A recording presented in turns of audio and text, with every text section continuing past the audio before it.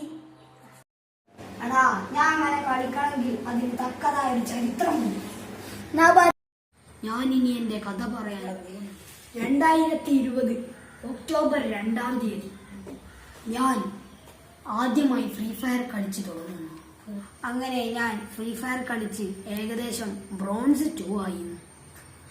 അവിടെ നിന്ന് ഞാൻ ഒരു വിധത്തിൽ ഗോൾഡ് എത്തിക്കാൻ ശ്രമിച്ച നേരം അത് സംഭവിക്കും. വാട്സാപ്പിൽ ഒരാൾ മെസ്സേജ് അയച്ചതാ. എന്റെ മനസ്സാണ്ട് മാറി. അങ്ങനെ 2 വർഷങ്ങൾക്ക് ശേഷം 2022 ഒക്ടോബർ മാസം 4-ാം തീയതി എന്റെ കൂട്ടുകാരനായ അഫി എന്റെ വീട്ടിലോട്ടേക്ക് വരുന്നു. നീ ഫ്രീ ഫയർ കളിക്കുക എന്നവൻ ഒരു വാക്ക് പറയുന്നു.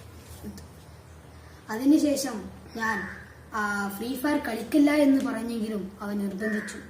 ഫ്രീ ഫയറിന് പകരം അവൻ എനിക്ക് മറ്റൊരു ഗെയിം പറഞ്ഞു.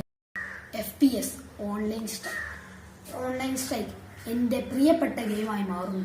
എന്റെ ഏറ്റവും പ്രിയപ്പെട്ട ഗെയിം അന്ന് FPS ഓൺലൈൻ സ്ട്രൈക്ക് ആയിരുന്നു. അങ്ങനെ ഞാൻ FPS കളിക്കുന്നു. ഞാൻ അതിന് അഡിക്റ്റായി മാറുന്നു. എന്റെ കൂട്ടുകാരൻ എന്നോട് പറയുന്നു, ആ ഗെയിമിനേക്കാൾ നല്ലത് ഫ്രീ ഫയർ ആണ്. ഞാൻ വിശ്വസിച്ചില്ല.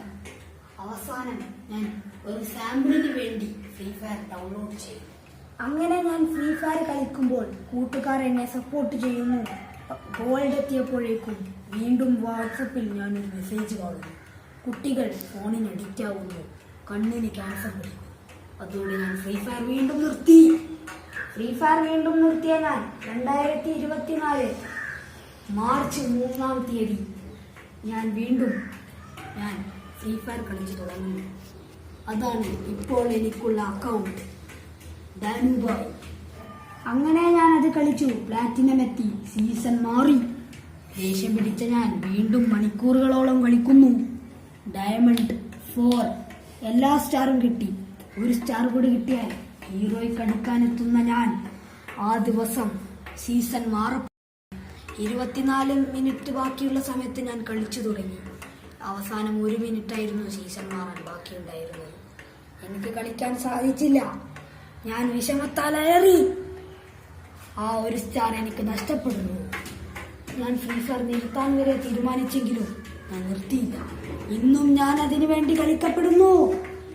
അങ്ങനെ അവിടെ ഞാൻ അങ്ങനെ തളർന്നില്ല. അഫി എന്നെ സപ്പോർട്ട് ചെയ്തു, കാരണം അവനൊരു മാസ്റ്ററായി. അങ്ങനെ വീണ്ടും ഞാൻ കളി തുടങ്ങുന്നു. വർഷങ്ങൾ കഴിഞ്ഞു. എന്റെ പരിശ്രമത്തിന് ഫലം കണ്ടു. ഇപ്പോൾ ഞാൻ പ്ലാറ്റിനം